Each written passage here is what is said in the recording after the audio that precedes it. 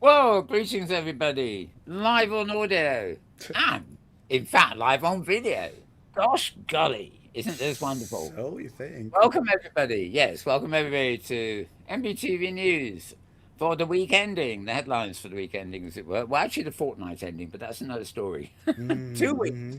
2 weeks ending on the 25th of June. Would you believe it already? I don't. And Glastonbury's almost over. That tells, and we've had the longest days, so the nights are drawing in. I don't believe it. Oh. I was freezing my arse off a month ago. If not, anyway, that's his life. So yes, welcome everybody. My name is Mal Burns, and this is a news program where we bring you, highlights from virtual worlds, immersive spaces online, haptic technology that goes with it, and stuff like that. We tend to steer clear of deep helmet land, I call it, Mm. because I think that is rather specialised, and there's plenty of other people online already obsessed with the world of helmets and other helmets. Yes, and the content within them, which is often standalone material rather than virtual worlds. So, I'm not here to lecture you, though maybe I should, because I think we're quite sparse on the news, given we've had we had a week off. Yeah. Anyway, joining me here in the studio is my producer, sort of a knob fiddler, James Atloud. He handles all the audio and the video and the pictures and everything else like that. So welcome, James. Oh, thank you, Mal. Sorry to have been away last week, though it was good. I was visiting family in the western United States. I also think I think I might have had my volume off on our last show 2 weeks ago. So apologies to Oh, anyone who didn't hear all the wonderful things I had to say.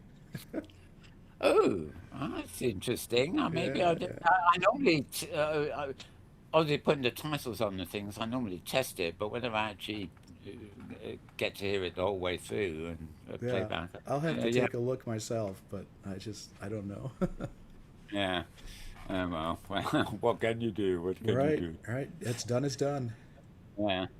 Right. Well, as I say, you can. Well, I haven't said yes actually. You can find me on Twitter at twitter.com/malburns, MALBURNS, and you'll find another account there for Meta World News, which is all one word, and another account for malburns_writer, which has to do with arts and destinations in a rather yodie place called Second Life. That's sort of where all the virtual I remember world that place.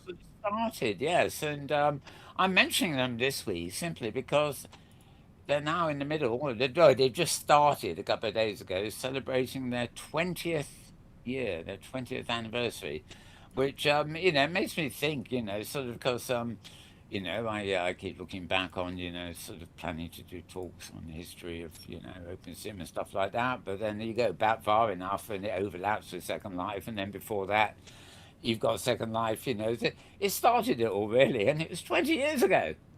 I mean, Philip will tell you it was about 23 years ago because he counts Linden World or something. The opening of Linden Labs is a key position, but Second Life itself, with that name and everything, and as an open platform, as it were, or to open to use, 20 years old, which is actually quite remarkable. It also makes you realise just how old Open Sim is. Just like, I think we must be about 14, 15 years or something.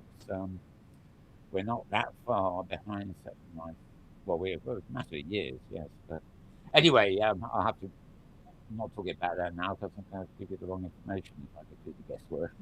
Yeah, Mal, your audio's getting kind of muddy. I don't know why. You're speaking. Oh, okay. I'm busy too busy looking at myself on the as an avatar. Oh, okay, Any okay. any better? Any Yep, much better? better, much better. Okay, it might help if I face the microphone in it. I know it picks up the whole place at times, but Well, of course, I'm always wondering, is it me? Is it me? Am I doing that? no, I mean basically the microphone's in the position between two monitors. So while I'm talking to the microphone, I can't see either monitor. Yeah, yep. But I just tilt the microphone around a little bit, then I can see what's on the Mac at least. And goodbye, Avatar. I'm not going to look at you anymore. I don't know why I was. Vanity will get Ah, that's the, right. the best of me, isn't it? As Yeah, they yeah. say. Okay, so as I say, find me on Twitter as well. And that's where the few links we'll be covering this week are to be found. I also have a Mastodon server. Well, I've got several, and I put interesting videos, longish form videos. Anything more than 10 minutes goes there. We'll look at that later. But in fact, if you follow me on Twitter, you'll receive the Mastodon feed automatically. It gets relayed, if you see what I mean. Right. Okay. So where to start? I haven't got a clue. I'm actually going to go first into some clips here, only because I can. That sounds stupid, doesn't it? Right. I'm going to go to Lindenville here. Now, they released a movie called Made in Second Life to celebrate the thing here. Mostly made by Jasper Dupre, you probably know. This is actually 47 minutes long, so I can't possibly play it here. But prior to it actually coming out, they did make a little trailer, which I've got here, which is only 57 seconds. So I'm going to play that just because it's festival season. So happy birthday, Second Life. That's right. Second Life is not a game. It's a multi-user virtual environment. The same evolution of human behavior that you see in emerging societies. Doesn't have points or scores. I've had this conversation with my grandma already. Doesn't have winners or losers. Can it become a reality, though? Your world, your imagination. Yeah. A world where I don't always feel like being a boy. You get to know someone based on who they are, not the labels that the world assigns them. virtual worlds are the spaces between us, what we make of them. And what we're doing is better connecting with each other. You're naturally colliding with people that you don't know all the time in the same way you do in the real world. Goddamn Prem's mother. Dark side? But what's on the dark side? Well, I'm not offended at all when someone says, well, they have a first life. I also have a first life, and I have a second. I got the best of both. By the way, your pants are the coolest ever. The next door on my list to this is a clip of Second Life Dystopian Nights. Oh. A bit of a contrast to that message, I think. Anyway, yeah. So I don't know where this clip. Here's a 1 minute clip, which was this week as well. But I don't know where this may be the birthday celebration. So hang on. Oh right, yes, this is quite fun. They have these things called furries instead of human beings in Second Life. Well, not instead of, but as well as. They're doing OpenSim too, for that matter.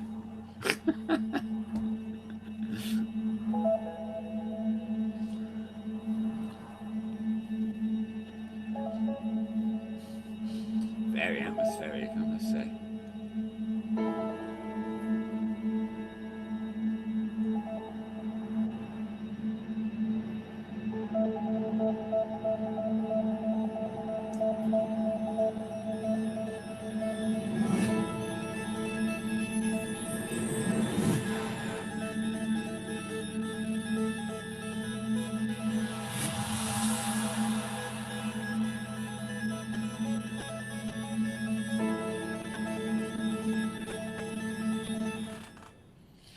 Watching visuals like that sort of tells you what it's really all about, doesn't it? Yeah. Okay, so I'm going to move to. I've got masses of clips like this, but this is largely for another show, so I'm actually just going to move to the news clips. Oh, they're not there. That's good. Where did I put them? Well, I've hidden my own clips for the week, haven't I? I think I know what I did. I forgot to move them from downloads to active. Okay, a couple of things that popped up this week. Now, don't even ask me what this was about. I think this has to do with controlling an avatar using Chat GTP or something. This spooky soundtrack, whatever it was. We were looking at it earlier on part of it, but it's basically the title of the clip is Dataverse Awakening, Empowering Algorithms. So apparently we're empowering algorithms that awaken the dataverse. And you make sense? But they don't mention the M word once, so Sure. there must be Yep.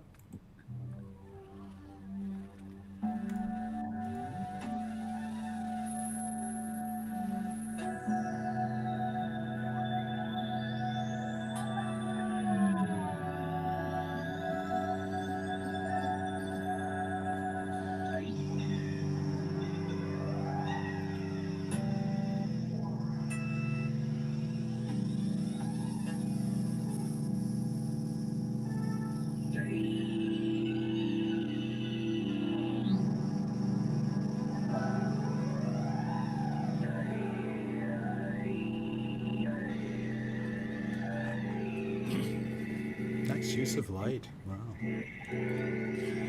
Yeah, I'm going to move this on a bit because it sort of goes on a bit, as you can see. It did originate in OpenSim this, but it's the same kind of avatar being used as you would find in Second Life, of course.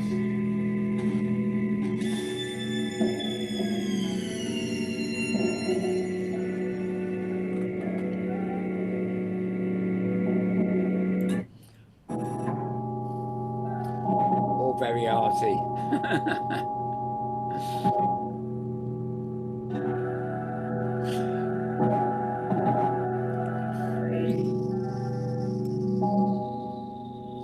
Now, I think I was a bit wrong when I mentioned ChatGPT in this.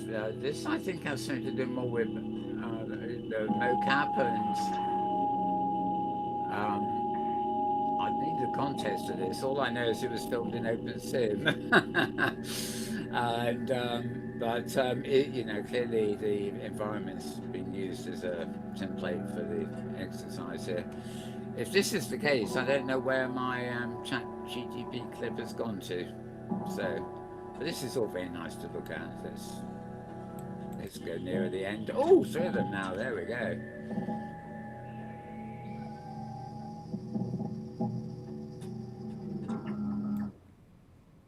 Ah, okay.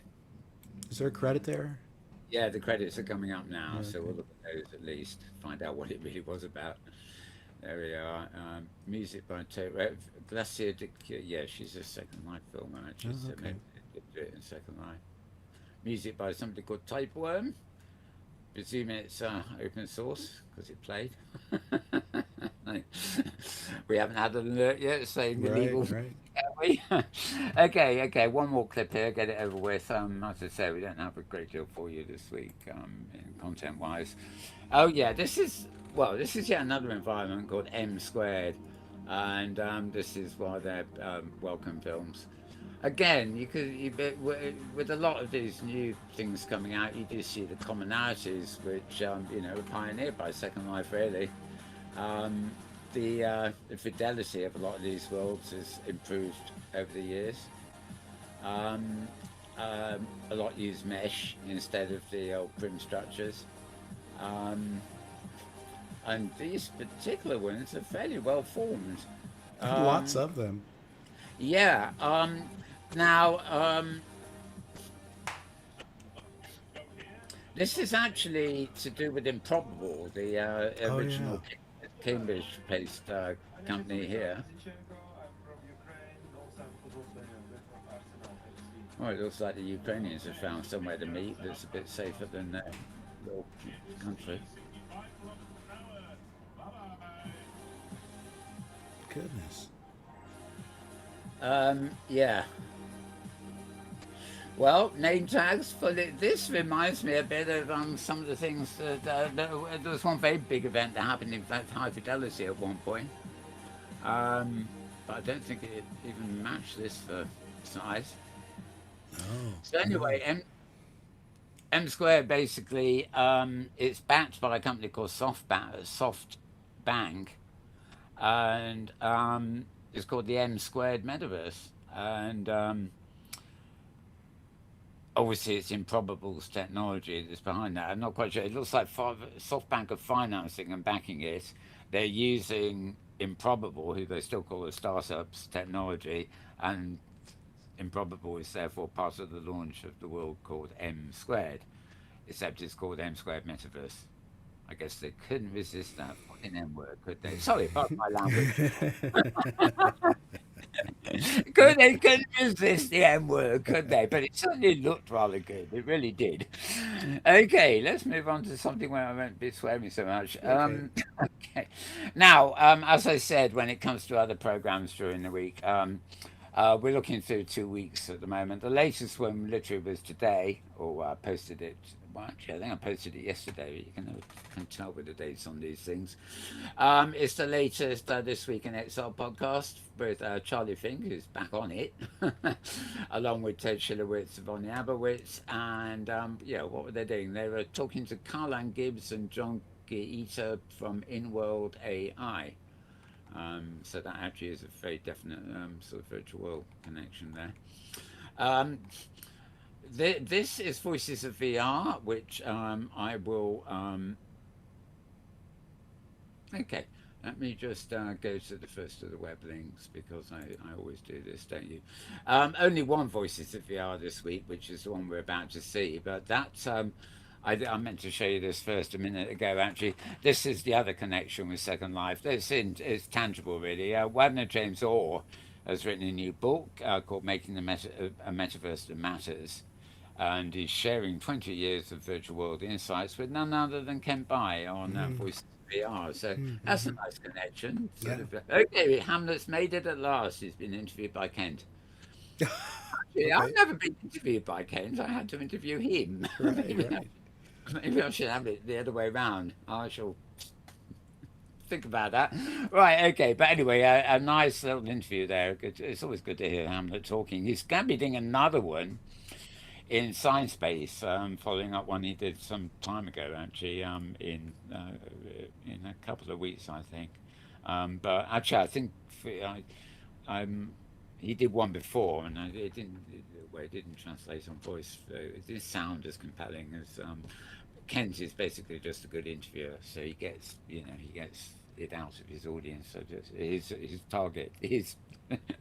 His target, you know what I mean, folks, don't you? Out of his system. His interviewee gets the benefits of him being interviewer, is what I mean, right? So, by the way, we're looking at the Mastodon feed this week in a viewer called Hyperspace, which is for Mastodon feeds, and it simply means that I'm being able to show you full screen for once instead of that piddly little one. Oh yeah, okay. Oh. Unfortunately, what I have noticed, however, is that these aren't embed codes. These are simply pictures. So I can click on them and they'll launch a separate browser, and it won't come up in this window. It will come up on my other desktop. So yeah, but you can, of course, find these. The links to these are all in my Twitter feed and the Mastodon feed itself. Now, I guess you were probably back in time to listen to this, were you, James? I was, yeah. Yeah, it was good. Earlier in the week. Yep.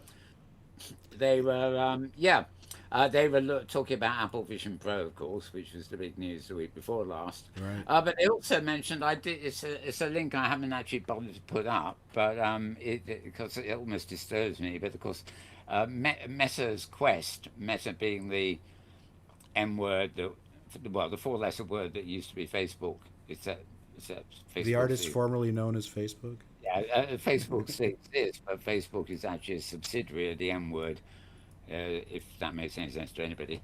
However, they have a helmet called Quest. And since no adults will actually go anywhere near it, they've apparently now you can get into it as long as you're a minimum of 9 years old. So basically every month you can get younger and younger and get, I mean... I guess they'll have to call it quits when they let the 1-year-olds in, you know. But I just seriously think about. I think we're talking of Second Life again. You know, I think back to Second Life originally had something called a teen grid. That was for teenagers. You know, you didn't get in as an adult till probably 18. You know, so they had that kind of foresight. Well, what does the Zuckerberg do? He can't get enough people, so he makes it eligible for younger and younger people. And you know, we're worried about griefers online and kids. Well, I don't know. It's just too much to worry about, and most of it is the fault of the Facebook empire. Well, and I mean, some fault is got to be on the parents, and I think no matter what the policy was, there were 9 and 10-year-olds in Rec Room and in Horizons I mean, they were everywhere, and so to some degree they have to say, well, they're here. Do we just let them be here, or do we try and identify them as young people? So I think it's an effort in that direction. You certainly have a point there. I mean, even in the early days of Second Life, some of the kids on the teen grid knew how to get around. You know, they had tricks to get into the adult grid. And it's quite funny. I mean, Second Life was originally, the teen grid was rather prudish, shall we say. Even though it was like the adult grid where kids did what kids wanted to do, adults did what adults wanted to do. But it was actually the teen grid that found a way to eliminate underwear, for example, for their own convenience. Yeah. And the teen grid found out how to do that before it became common practice on the adult grid. And people now wear genitalia as opposed to well, we won't go into all that. But it was intriguing to me when you look at something like that, and it was the kids Yeah. who came up with the methodology. They were way ahead of the technical teams on the platform. So I mean, kids are inevitable, and in a way, if you're going to build a virtual world that runs parallel to the real world, as we might call it, you have all races, you have all sexes, you have different ethnic communities, different geographical sort of archives, and you have kids. You have babies, you have young kids, you have teenagers, you have adults, and you have old people too. And they will have to live side by side in the real world. Well, they have to try.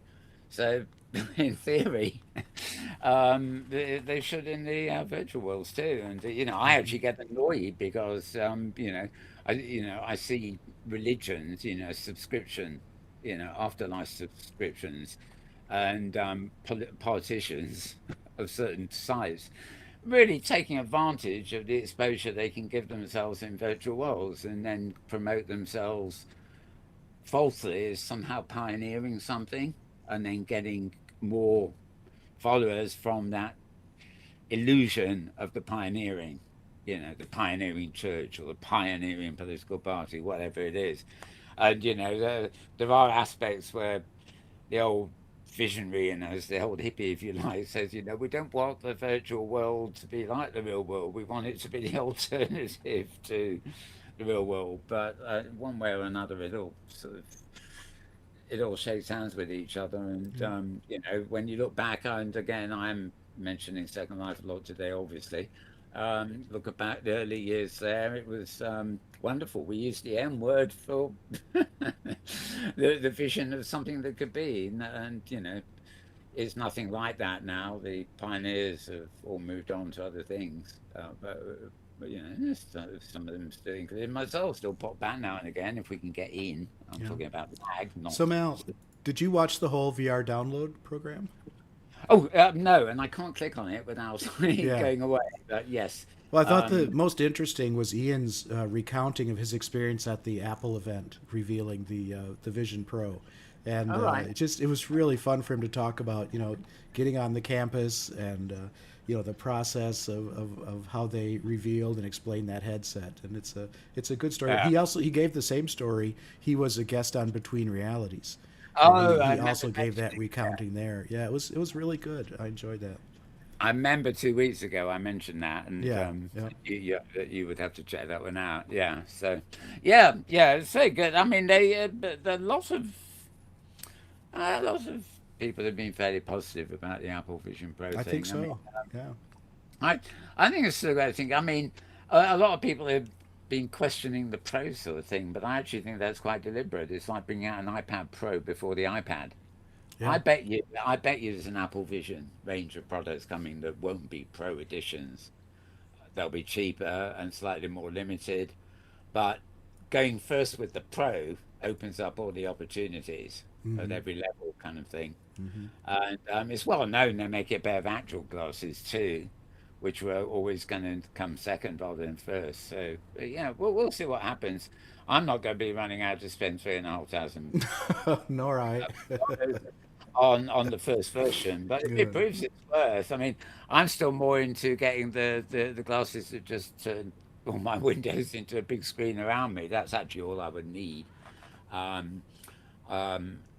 obviously, if we see major advancements in virtual reality on the web, in other words, worlds on the web as opposed to worlds in dedicated clients, then the Apple Vision does support WebXR, because basically all you have to do is load a web page, and the device itself is more than capable of running the virtual worlds, the virtual spaces on the web page, if you see what I mean. What it doesn't have the facility for is downloading something like Second Life or OpenSim itself into their device. But anything that's on the web is a natural. And it'd be interesting to see. Yeah, well, I mean, people like you, James, who obviously use their helmets at the moment.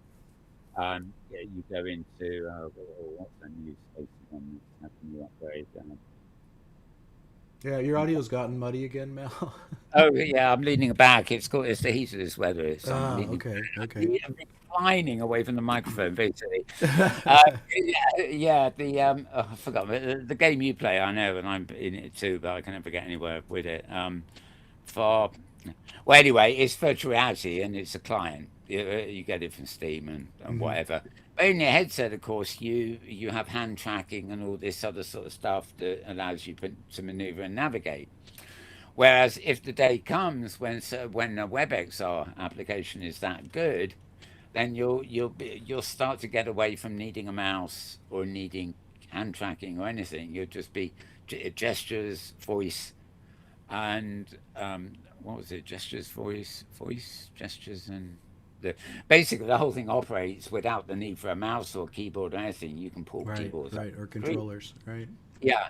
So the controllers that most helmets have at the moment are actually an impediment. It's really the helmet is just a new viewing device you put on your head, um, but it's still relying on a lot of traditional inputs as well as special things like hand tracking that they're working on for the headsets.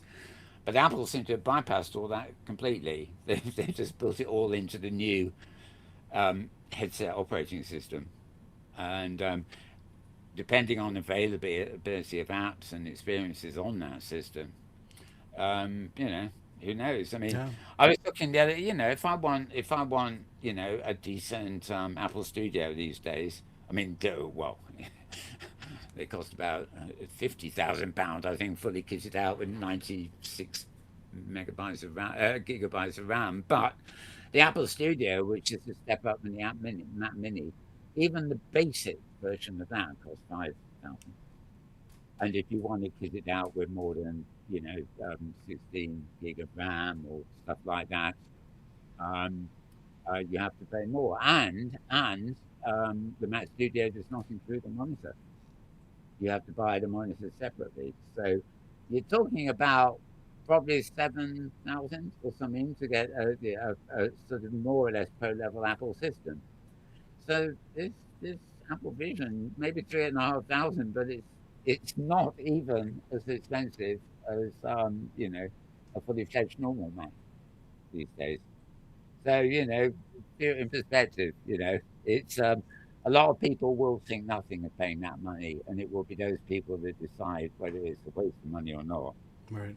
If they decide it's not, then you're going to find a more accessible product coming down the line. I think that's the way the world works, isn't it? Yep. Yep. You'll be able to buy a second-hand Apple Vision Pro in 5 years for like a couple of $100. That's, if there are any around still to be discounted. Anyway, moving on. Yes, thank you, James. That's a good point. That is a very good show VR download, and I'm glad they're back after the missing a few weeks. Mm-hmm. As well. Mm-hmm. Me Yeah. too. So moving down the list, we're heading back in time as I scroll down here. Actually, June the 17th. That's not so long ago. Human Field of View. What one? Earth was this one? Okay. Oh yeah. Well, this was interesting. It's just about AR and VR leveling up. I don't click on that because it won't come up in the window we're viewing. So I'll just get myself into. Oh, hang on. What happened then? All right. Don't think this is going to work, but I can try. I do intend to find a solution to this. I thought no, it's not going to happen. But I actually thought I did have the solution to this particular problem, as it were, until I realised that you can't click on any of these without launching an external site. It's not like the embeds I had on the one we normally use. Anyway, that's oh, actually, this may be a Scar Ghost. This clip. Come to think of it, I mean, I think it may be one of his video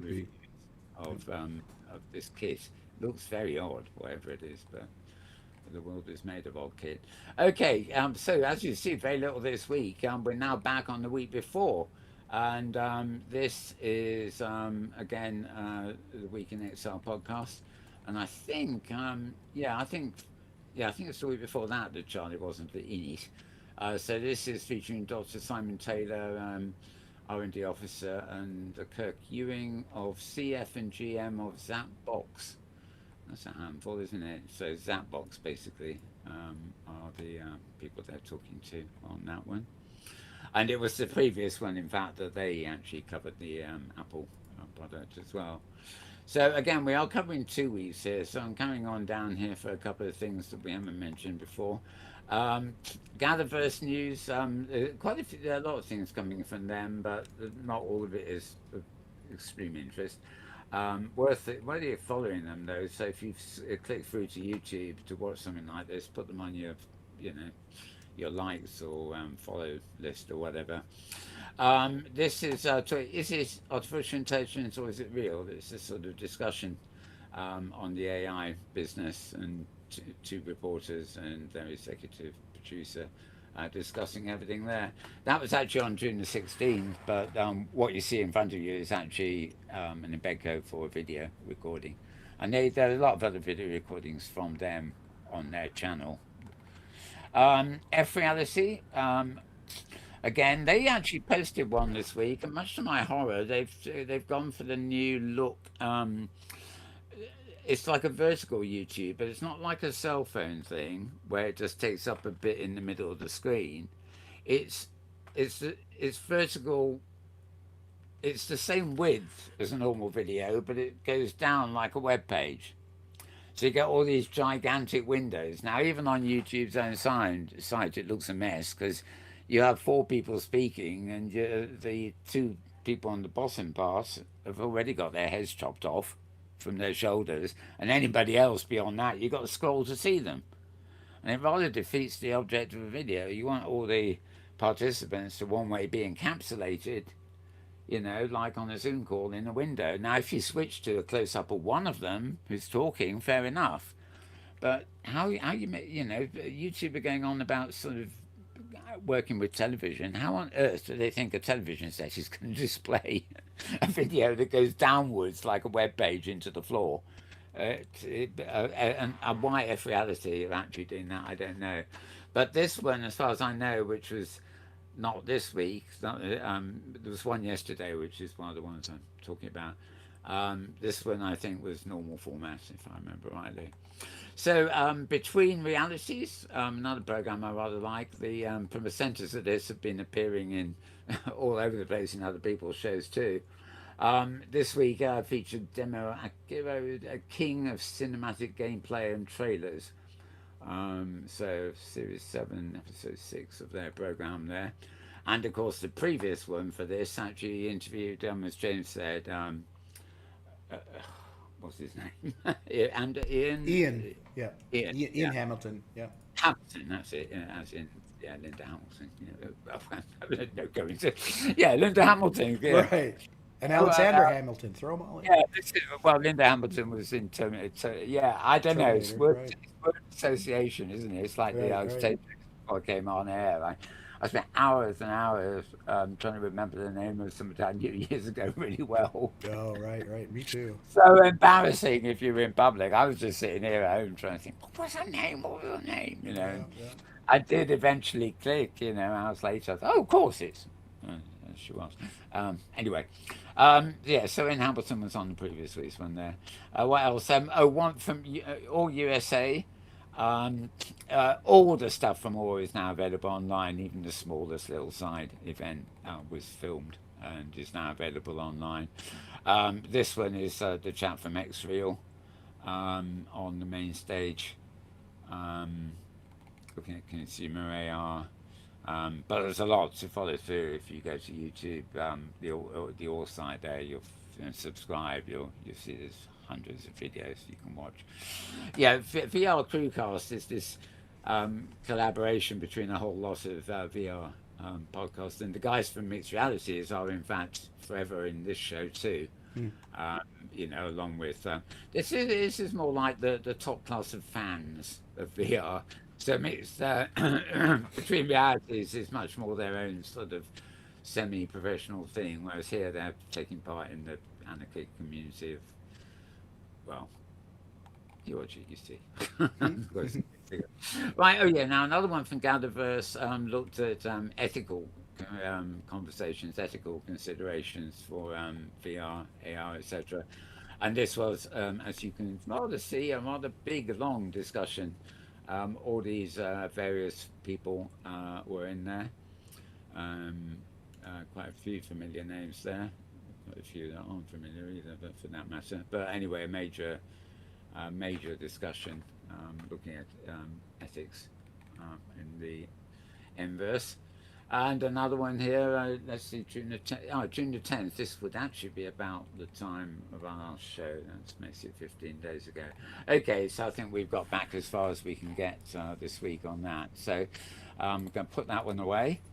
And what on earth am I looking at here? My window's going crazy. Right, I've got a browser open that should be on a completely different desktop. Go away, browser. I'll come back to you when I need you. Right, okay.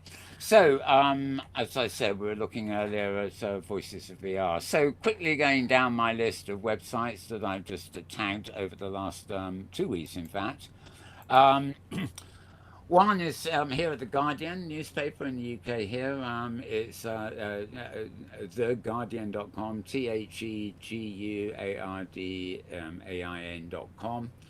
It's in their technology section, so /technology/ something else, etc. I can't tell you. If you can either go to the Guardian, look it up. It's only a few days ago, or you can follow my feed on Twitter, and if you follow the link there, it's the same title. It will take you to the exact page that I can't do on this show for obvious reasons. But you know, it's good. It's good. It's a good article. Yeah, I enjoyed it. And yes, of course. Again, coinciding with the 20th anniversary of Second Life. Where it all started, arguably, and it is still going on.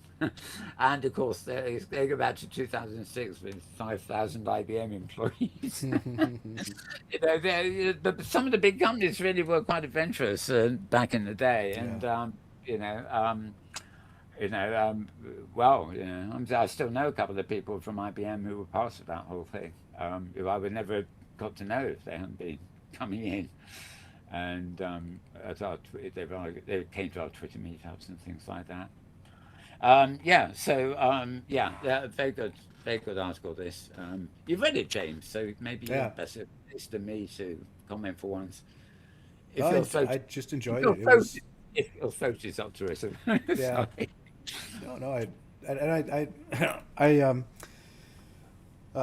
I mean, anything retrospective is good. I just always like hearing the perspective of, you know, the early days of Second Life and how they, you know, they tried so many different things. And of course, the 20th birthday at Second Life too has a lot of that looking backwards. And Linden Lab tried so many different things. It's too easy to forget what they weren't doing. But they were pretty early on in spatial audio, which was interesting. And I thought this was just a really well written article. It is. I mean, and you can count on the Guardian for that. So. Yeah. Well, and they had the connections to know who to go to and stuff anyway. So sort of, they don't mince their words, and it's good stuff. I still can't get over the fact that now Philip Rosedale in Second Life is Philip Rosedale, but now he's Philip Linden again. It means he sometimes keeps appearing with his old avatar. It's actually a new old avatar. He got somebody to remake his old avatar. I think it's now Mesh or whatever, but doesn't have the prim hair, right?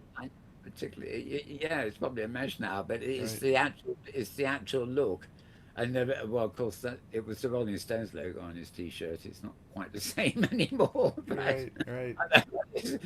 Crotch area is full of bling. I don't know what the idea there is, but anyway, he looks much better there, to be honest. Right, but yeah, good article all around.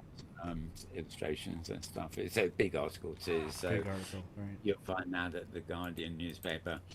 Right, so yeah, good week for Second Life, both in PR and their own celebrations.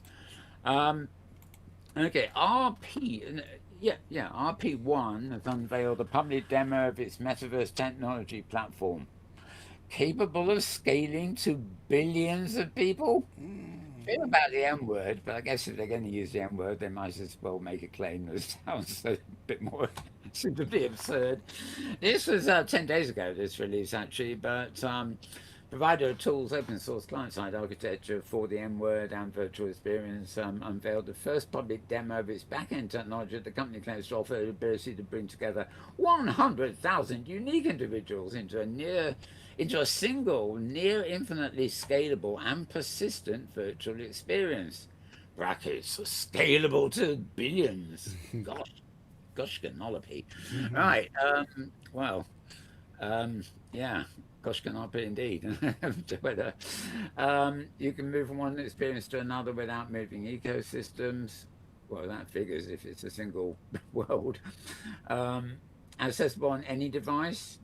Apple, Meta, HTC headsets, VR, AR, PC. It's probably on the iPhone, probably on the watch, you know. I can imagine meeting. Yeah, it would be nice to meet a few billion people on my watch, wouldn't it? Anyway, so who knows? Every platform, indeed. Okay, not much on the illustration side of that. In fact, I can probably, now I'm on this particular reader. Oh God, no, that's a new menu. I don't think I can get out of reader mode anymore. Oh yeah, exit reader view, here we are. Okay, so that's the RP1 logo, Hello Worlds. Hello Worlds, that's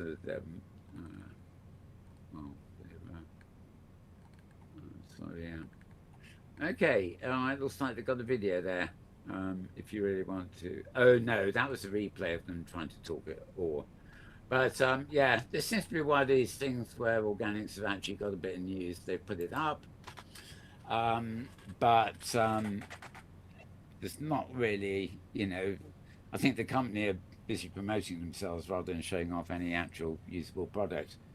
They've probably got a perfectly good product, but they can't find more than 1 billion subscribers yet, you know.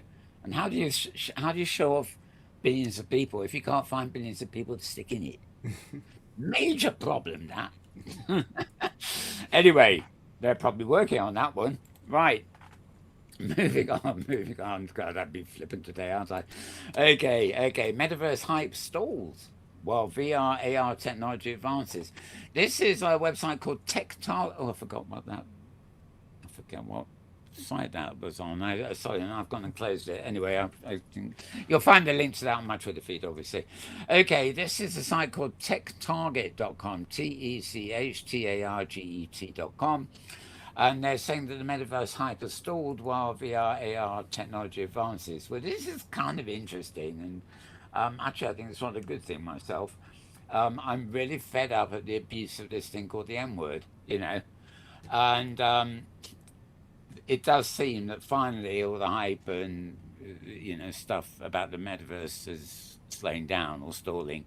Less people are coming online saying, try our metaverse, which isn't a metaverse because we don't know what a metaverse is, but we'll pretend we do because now you're reading this blog, aren't you? Yes, right. Hello, metaverse. Goodbye, metaverse. Okay. For that to have died down is possibly a good thing because it means that the information we're getting now is more seriously considering the technology behind AR and VR, right?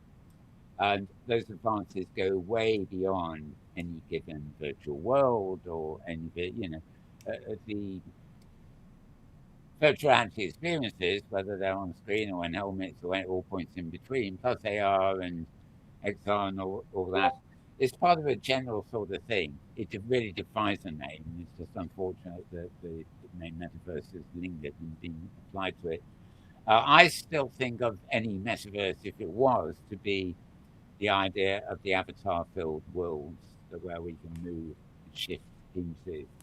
so uh, an expanse of worlds, all connected together, hopefully, and those worlds comprise the metaverse, just as planets in our universe comprise the universe. um, but there's all sorts of aspects to technology behind that. XR, extended reality, you've got virtual reality, augmented reality, you've got mixed realities, and all sorts of names they put on these things. But different things are developed for different things. Some things are developed for academics, others are developed for laboratories and scientists, others are developed for the communication industry, and those will tend to filter down to the consumer communications too. And all this shift in technology is a very major thing. You could probably even include the AI that everybody's getting so scared of now as part of that shift. You know, the word metaverse does not encompass the huge variety of stuff there because it becomes meaningless if you see what I mean. The metaverse, a possible metaverse is like an aggregation of worlds in the same way that a universe is in the real world, when what we perceive as the real world. So maybe if somebody's going to come along and redefine it so that I don't know, so the scientists in laboratories who are actually using VR to look at molecules and subatomic particles. We're doing it in the metaverse. Well, I don't know that they are because that's a very singular instance. You're not going to be able to jump from a party in Second Life into a science lab where they're examining molecules at such a magnified scale, in fact, that you wouldn't be able to pay to get in. You know, I'm glad the metaverse hype is stalling. I hope that it actually goes away completely because it's the technology and the possibilities that it opens up for us, the people, that is actually what's most important. I mean, technology is not important in itself. It's what it can offer us, the tools it can provide for us humans. That's why the controversy over AI is so pertinent, because this could be a tool that could be the wonders in the right hands and the killers in the wrong hands. And as somebody rightly said, the most significant weapon since nukes. Please, please, please. I wonder if Putin's got any AIs yet. No, sure. I think it is sticky AI over your last Putin. Right. Okay. Moving on. Before I get too rude about Mr. Putin. Wouldn't want to get rude about Mr. Putin, would I? No. No, so pass me the Putin. Play on words there. Okay, moving down. Where was I at the top here? Okay, so this techtarget.com, TECHTARGET, and analysis basically is what that article is. Quite short, but quite a few links in it too. So there you go. Now we're about to go to somewhere we go to quite often, so much so that it's possible, it's remotely possible, that we got a sound. I'm sorry, Mal. My soundboard is still broken. Okay, and for some reason, he's not in the mood for. I believe this. Where's my? Where'd the reader go? Yeah, reload page. It's a. Oh, there it is. Fair enough. Right, so a bit more palatable on screen for you folks. Okay, yeah, the Scarred Ghost, and we have a little sound effect for him. It's actually Tony Vitillo, Italian blogger and everything else really. Does a lot of reviews, including Pick of the Week. Now, obviously, he had this one up earlier, and it was quite late this week, Tuesday, I think. That says June the 7th, so this is. I think that's a misprint. There was one this week, and there was obviously one the week before because they come out early every week, and they're basically a very it's a very good place for an actual roundup. Yeah, you're still postponing talking about the Vision Pro. So I mean, you'll find an hour of this tomorrow, which is probably the best way of doing it. It's a great way of getting attention on the news at the beginning of the week. So SKARREGGHOST.com. And Mal, your audio's kind of muddy again. Yes. Sorry to say it, but yeah. In the summertime. Right. Muggy weathers. Can you hear me? I hear Can you you? now. All right. You can. Are you getting delirious? Oh, I was lowering my volume and getting closer to the mic in an experiment Hmm. sort of thing. It's live on air, folks. I was endeavouring to whisper into the microphone, and the trouble is it works. But if I whisper when I'm over here, you can't hear me, can you? So I'm going to come. I'm going to have to come here where you can hear me properly, Okay. and I shall put on a BBC voice for the duration. I meant no offense. But the problem with pivoting on my BBC voice is that while I'm looking into this microphone so closely, I can't see the monitor, and the monitor is showing what I'm meant to be talking about. This is not very, very well for a broadcast, is it? Yeah, it's definitely something haywire here. Yes, well, yeah, we shall see what we shall see. Gonna get back to the other monitor now and see what happens. Can you do Richard Attenborough? I know who can do that really well, and that is Elric, who does. Yes. Yeah, I can't. I used to do Jeremy Paxton rather well. Oh. It's sort of you tend to have to sort of hold your nose and get into the mood. It's very easy to do when you've sort of just watched him scrutinise somebody. I can't do it now, and I don't need to hold my nose then. No, I can't do that one. Can't do that one at all. Yeah. I can do another one, which I forgot. I keep doing it to myself by accident, being silly, and then I can never recreate it when I try. It's a sort of. Well, actually, Mick Jagger is not a working class person at all, but he affects this accent because it suits this. And there's a collision point, and I can do that collision point rather well. But anyway, let's move on to something relevant to this show, shall we? Yes, SKARREDGHOST.com. I'm doing it again, drifting away, and well, it's either the mic or me. So there we go. .com, yeah. So check it out at the beginning of the week. Moving to my next one. This site is called xrtoday.com, xrtoday.com, and the unlikely title of Rome wasn't built in a day, and neither was the dreaded M word. Again. Okay, the history of technology is replete with overhyped pronouncements and predictions, but over in the long haul, many technologies found their place in the consumer market, thanks, of course, to enterprise adoption. Yeah, bit of a plug for the enterprise there. Never guessed that, would you? Right. Oh, look, paraphrasing Mick Jagger. Oh, time is fine. Actually, but the better paraphrase is time waits for no one, mate. Yeah. That's the better paraphrase to come with. Anyway, for companies to persist in their pursuit of purpose-driven mission to introduce new technology, blah, blah, blah. As you see, this is enterprise focused, but metaverse rising in the enterprise, etc. No, don't rely on the old playbooks, etc. It's a shame really they're suckered into using the M word, but it's going to take a while for people to realise them and to hide into nowhere with the M word. xrtoday.com, simple as that. xrtoday.com for that one. And then we come to ReadWrite.com. It used to be called ReadWrite Web, but it's now just ReadWrite.com. ReadWrite.com.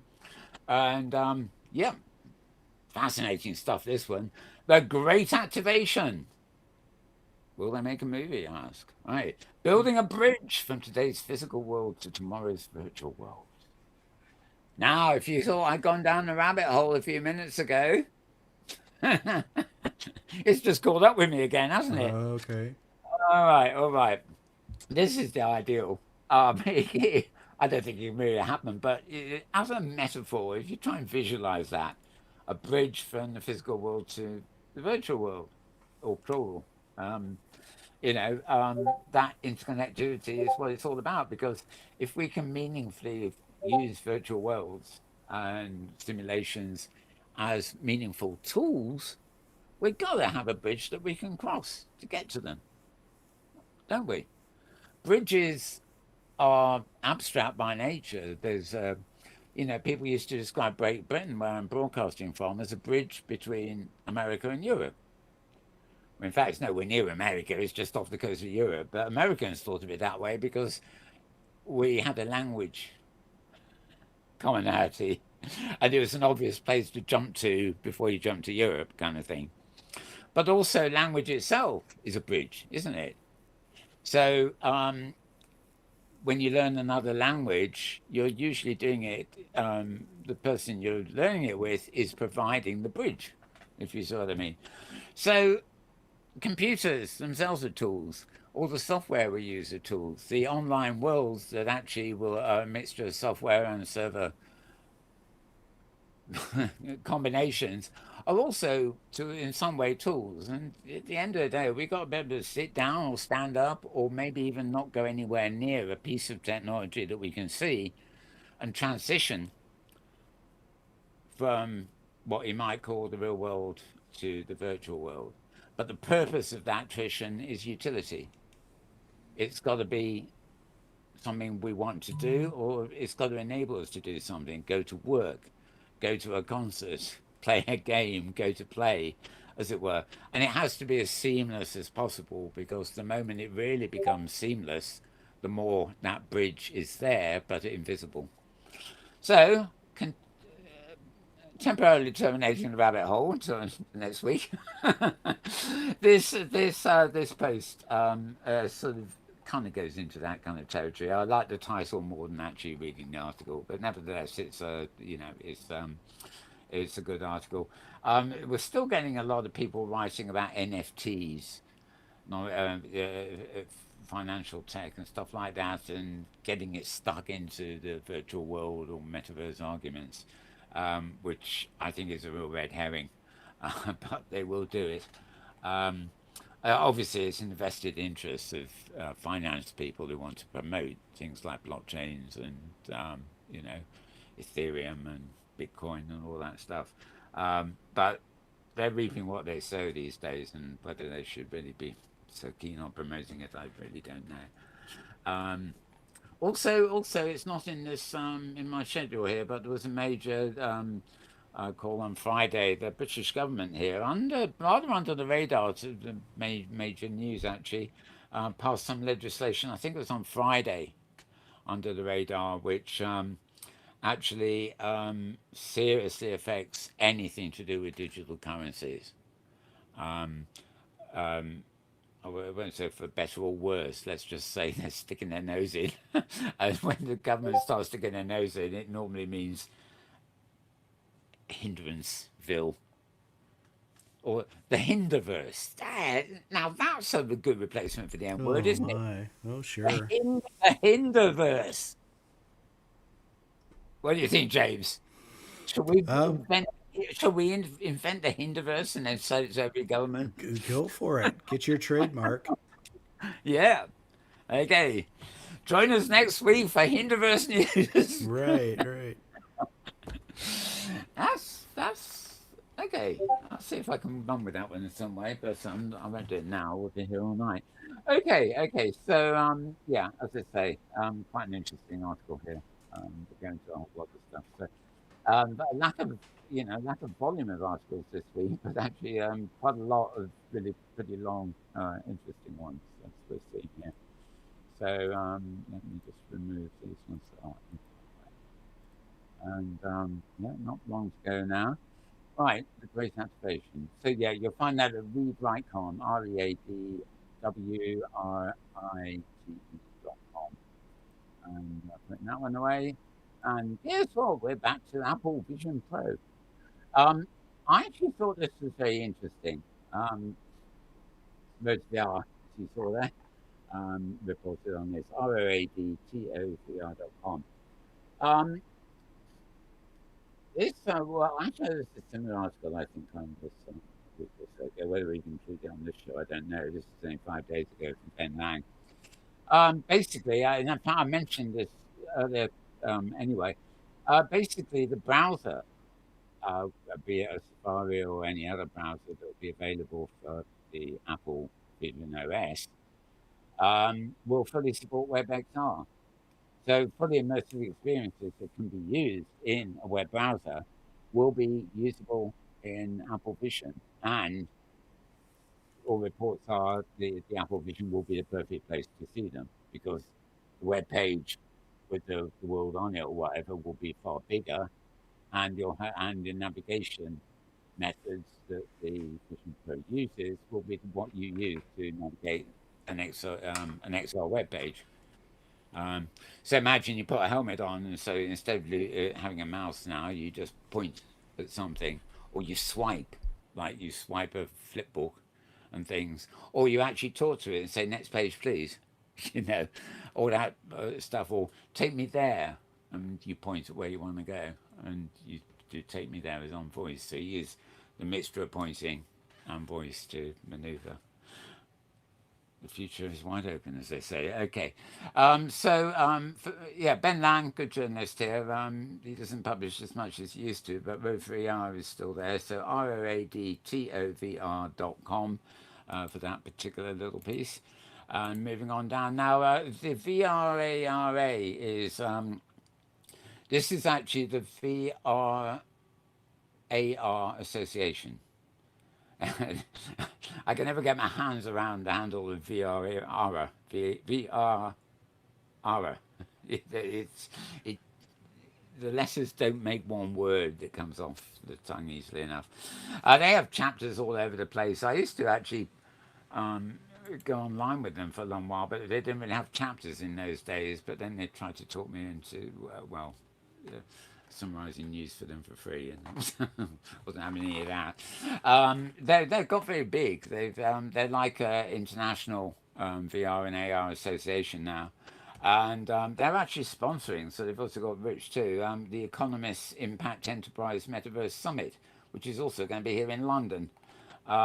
Which is probably the main reason this is on my list, because it's a professional sort of VR AR event. Obviously, The Economist are a very well-respected magazine, so but they've actually been covering enterprise metaverse and stuff for some time, and talking about digital twins and everything else. Can't take right June 28th. Right, so this will be. I won't be going, I don't think, but unless somebody invites me at the last minute and it gets cooler and I can stand up.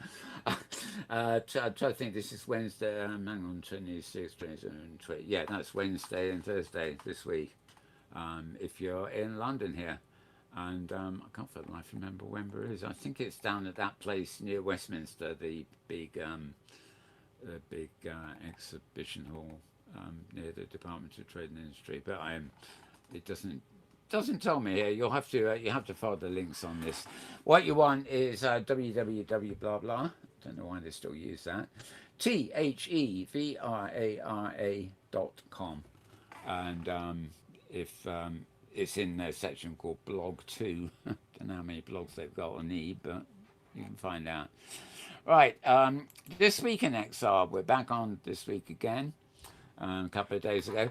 This is Charlie Fink's written write-up that you find at Forbes.com, Forbes.com, and the mainstream media have been of course onto this, and they're making a great show of the fact that I don't know whether it's Elon Musk or the Zuckerberg, but one of them challenged the other to meet and fight in a boxing ring or something, and yeah, I don't know who started it, but apparently they both accepted. At first, it was said that the Musk wouldn't do it. He thought he was joking, but now he's decided he'll take it up. And Zuckerberg is apparently a very fit person.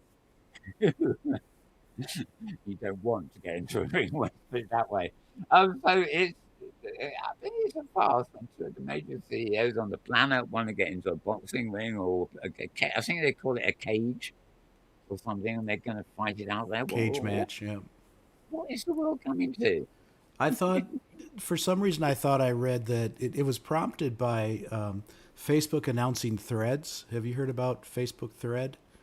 Which is it's like Twitter. So it's a competitor to Twitter, yeah. Well, I've actually got an app called Threads, and believe me, it doesn't belong to Facebook, and it actually is a bit like that. Um, Okay. unless Meta have bought it, Right. but I don't think they have because it's one of these things I got running on the desktop, and it would tend to alert me if there was an update or something.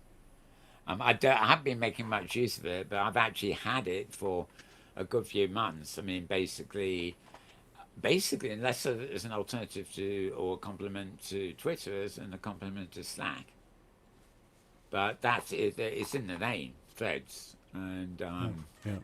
yeah, and I'm just oh, I'm wearing them. It's so hard I can't even see with my glasses on now. I'm just thinking. Yeah, here we are, Threads. Right, that's what Threads looks like, Mm-hmm. and what was this in the inbox? Yeah. Oh, right. Okay. I've connected it to Mastodon, so you see all my Mastodon stuff is coming through into Threads here. Oh. It's basically collecting them for me, which I think is a rather good idea. But as far as I know, I'm going to quickly pop up to the title bar here. There's not really much in the way of preferences or services or anything. It's all in the app, and there's very little here that I can see.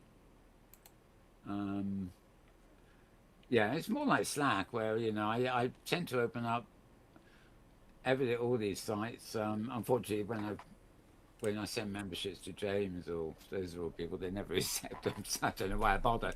But it's like Slack. I still pay for it because it's a wonderful personal management program, even though I don't use it for connecting a team together. There's so many free places and other people use for teams. I don't need them.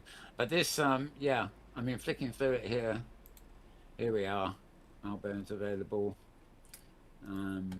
Profile. Yeah, I've got an email address there. Don't know whether I should be showing you all this, but no, I'm not sure about that either. I can see absolutely nothing about Facebook or Meta in there at all. So maybe Zuckerberg nicked the name and doesn't realise he's nicked it yet. Right. This is quite possible. These CEOs tend to be so assumptuous. It's like sort of well, if you're going to name yourself after an ant, you better check all the ants in the nest first. Yep. That they haven't got your name. Bit of laziness there. I think it's probably more going fighting it out in a cage. That's not lazy. Oh dear, I don't know. I just, what is the world coming to? I keep thinking, will they televise it? I bet there better be some sponsors available for a cat fight or whatever. They'll do it in the metaverse, Mal. It'll be in the metaverse. Who's metaverse? Who else is? Well, Meta's got a thing that it calls the verse, but has nothing to do with the metaverse. Yeah. Musk is sort of not in a metaverse at all. He's just, unless you call his own backward brain a metaverse. He's lost in his own metaverse. Lost in a prison of his own devices, Jim Morrison used to say. In fact, the same could be said for both of those, I think. Anyway. Move on. Right. Yeah, we're well over an hour here now, so I don't know. Yeah, well, I'm making up for lost time. Okay. Making up for lost time. I was tired to start with. That's probably why I'm slurring my way through it. Yeah. Okay. We are at the end, in fact, as good as. So back to my okay. Back to reader view, please. There we go. Okay, big XR news from certain four-letter word, of course. Avenged Sevenfold, whoever they are, and Manage XR and Vuzix. Okay, this is the weekly roundup from xrtoday.com again. They have plenty of articles like we saw earlier, but this is just there's a weekly roundup. And this one, I believe, it's not showing the date on this one. Anyway, I think this was near the end of this week. Find it at xrtoday.com, xrtoday.com. And right, and that was actually our last one. because if you're in OpenSim, um, there's going to be an international conference in October called HIE, Hypergrid International Expo.com. And HIE, opensim.blogspot.com is the blog. And that was the next thing on my list, which has nothing to do with this show, but it gave me an excuse to show it anyway. That's why the organisers. And if you're interested um, in that, look at the blog. You can you don't actually register for anything, but you can register for booze and stuff like that. So it's all starting now, and that's gives July, August, and September to get it ready. Still 3 months, but don't be fooled. That's a very short time when you're trying to do this sort of stuff. Anyway, as I said, that really is not part of our remit here. I guess we're back to yeah. Where are we? News clips, wrong folder. Okay, we got our little thing there. That's it, James. Thoughts? You have a few today, already, but you're not nearly as many as me. Yeah, no, no, we've had this forest fire air quality warning, and so that's I think that's affected my throat, and so I've been coughing quite a bit. Hopefully, muting the microphone whenever I coughed. So, but otherwise, you sound fine. You don't okay. You don't even sound husky. So Okay, good.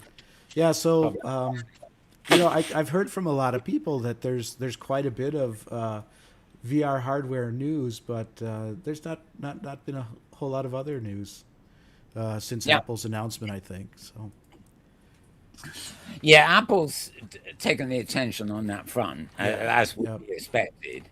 And also the fact it's such a different thing as sort of hijacked mainstream threats, because you look at everything from four-letter word quests to similar helmets and stuff, and there's a lot in common between them, including their, sort of not only their aspirations for their headsets, but the capabilities of them.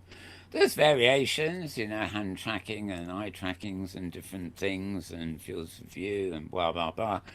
But you're talking about variations on the same model of thing. Even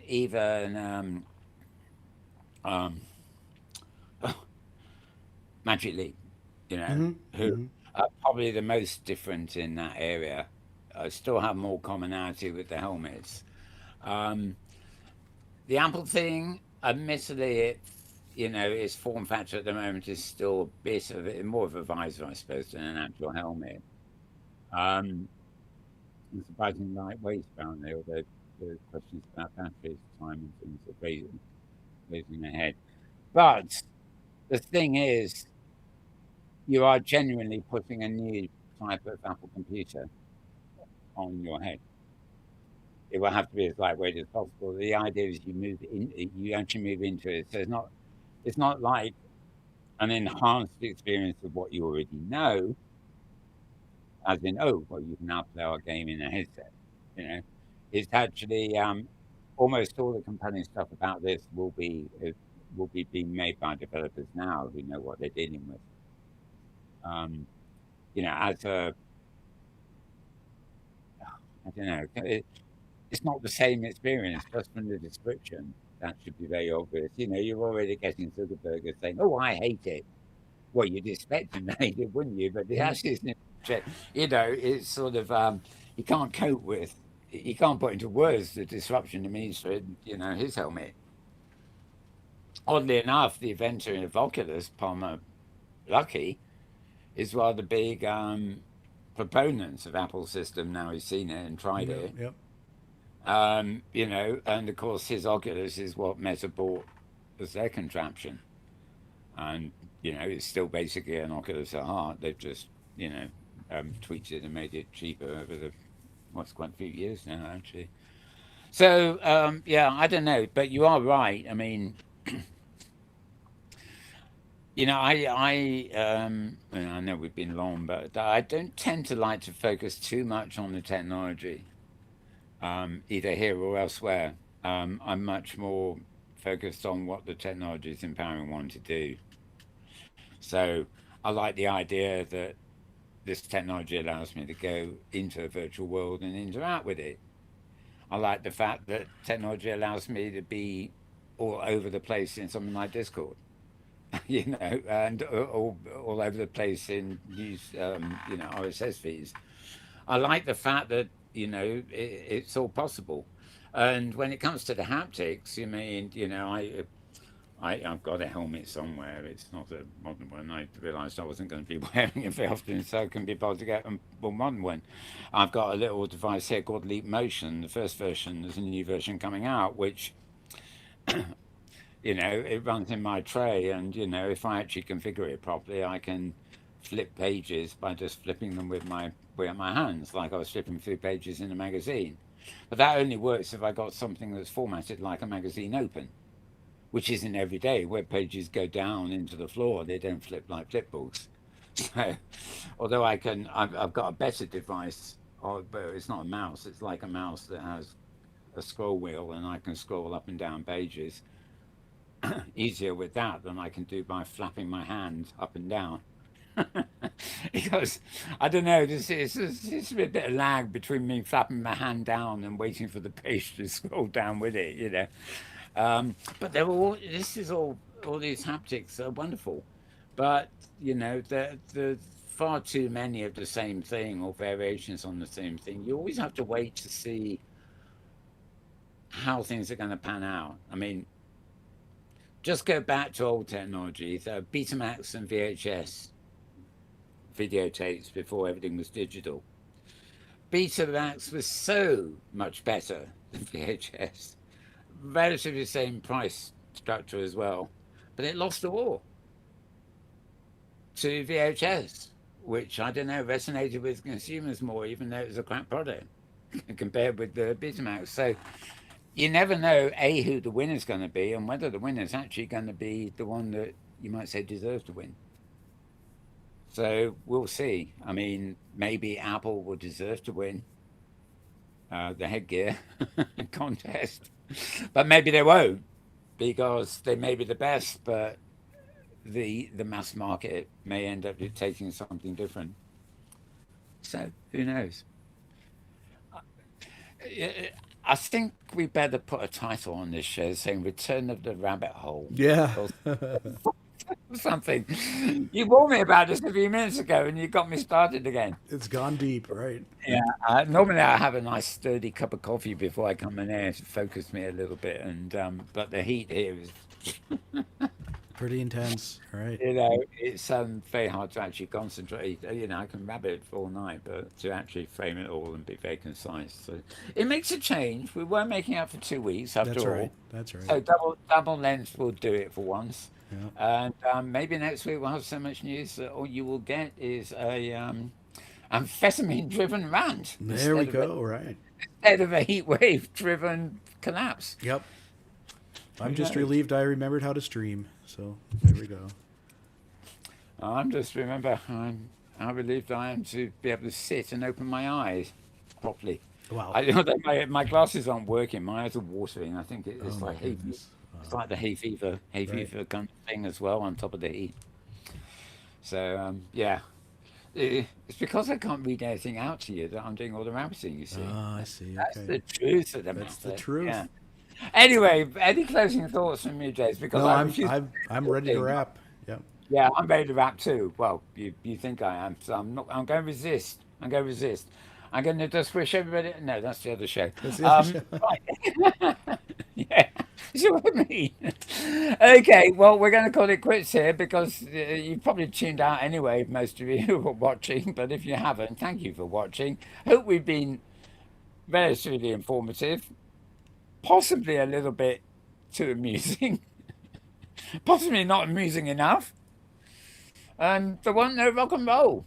And shock horror, we two are the headliners and neither of us are women. That is the major controversy at Glastonbury this year, which is going on at the moment. But the other thing that shocked me is it didn't quite pan out, apart from this American legendary band from the 90s called Guns N' Roses. Yeah. I call them something and posers. Yeah, Axl Rose, right? I can't stand that guy. Yeah. But actually, I wasn't the only one. I've been reading the reviews. Halfway through their set, the audience for the main stage had gone to see Lana Del Rey on another one. They didn't keep the audience. They were bloody awful. Slash was great. The musicians actually were great. But the funny thing was, the reformed band actually has a female keyboard player. Oh. And it was so, yes, exactly. She looked like that really dolly one from B-52s, but she came and gave a bow at the end. But it's funny that when they were introducing the band, they were all tough and fucking this, and oh, it's the almighty fucking Slash, and here on this guitar is so, and then my second keyboard is delightful. Oh wow, okay. He couldn't use that language with the female keyboardist for obvious reasons. Oh god, they're so hypocritical. I mean, I don't know what kind of woman would have taken that job amongst that lot. But Slash has worked with it lots of well, I mean, Slash made his name working for Michael Jackson, didn't he? He did the Thriller album. That's way back when, before Guns N' Roses. Anyway, so Glastonbury's become a rather an odd thing. Oh God, I'm still on air. We're still on air. Yeah, Just they got the main stages, right? And it seems that the organisers have been piling all the biggest crap they can find onto the main stages and the headlines, and there's some absolutely great stuff, but it's all on small stages and secondary stages. Something's gone very wrong with Christiana Pretenders were highlight. They played on rather smaller stages, and they were joined by Johnny Marr, Paul McCartney, God knows who, on the small stages. Weird. Sorry, that's the other reason that I'm a bit out of it. I've been at Glastonbury all weekend. Metaphorically speaking. Sorry, everybody. You can't stop me when you start me. We'll be back next week. As I said, hope you've enjoyed it, despite the fact we didn't play any music for you, but you might be glad that we didn't. Have a good week, everybody. Stay safe, and just pretend this week's news didn't happen. Okay. We'll see you next week. Bye for now. Thank you, James, too. Yep.